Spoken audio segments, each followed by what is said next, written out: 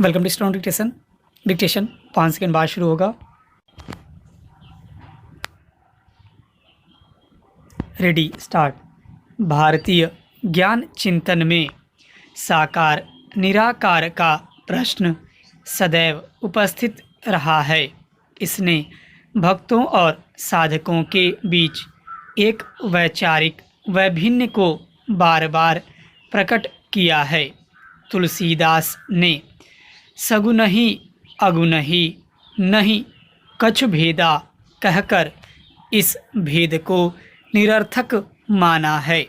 वह कहते हैं कि जो निर्गुण निराकार अव्यक्त और अजन्मा है वही भक्तों के प्रेमवश सगुण साकार हो जाता है। सोना डली के आकार में भी प्राप्त होता है और कंगन कुंडल आदि आभूषणों के रूप में भी। सोना इन दोनों रूपों में विलक्षण ही रहता है।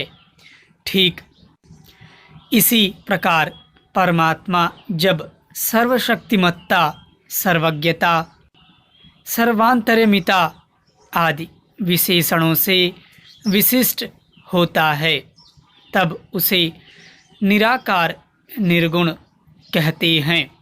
वही परमात्मा जब सर्वशक्तिमान, सर्वज्ञ, राम कृष्ण आदि के दिव्य चिन्मय शरीर से विशेषणों से विशिष्ट होता है तब उसे सगुण साकार कहते हैं।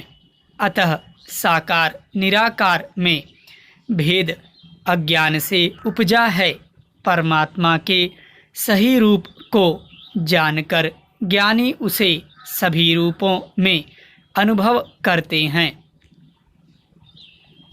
यदि हम विचार करें तो पाएंगे कि प्रारंभिक कक्षा के विद्यार्थी को क, ख आदि अक्षरों और उनकी ध्वनियों को ठीक ठीक पहचान कराने के लिए कबूतर और खरगोश आदि के चित्रों के सहारे की जरूरत होती है।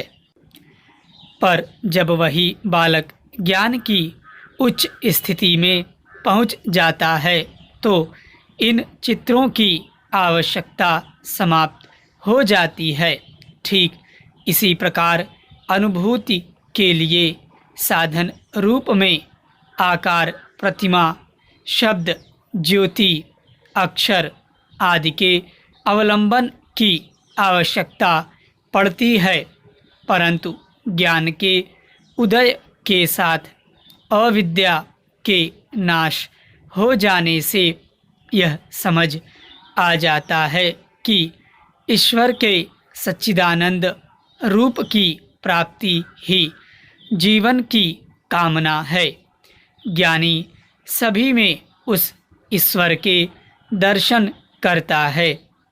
जैसे किसी व्यक्ति के हाथ या चेहरे को छूकर हम कहते हैं कि हम उस व्यक्ति को छू रहे हैं। ठीक उसी प्रकार इस स्थूल सृष्टि के किसी अंग, पशु पक्षी, नदी पर्वत को देखकर हम उस ईश्वर का दर्शन कर सकते हैं। सब में ईश्वर देखना और उसे महसूस करना सच्चा दर्शन है। स्टॉप।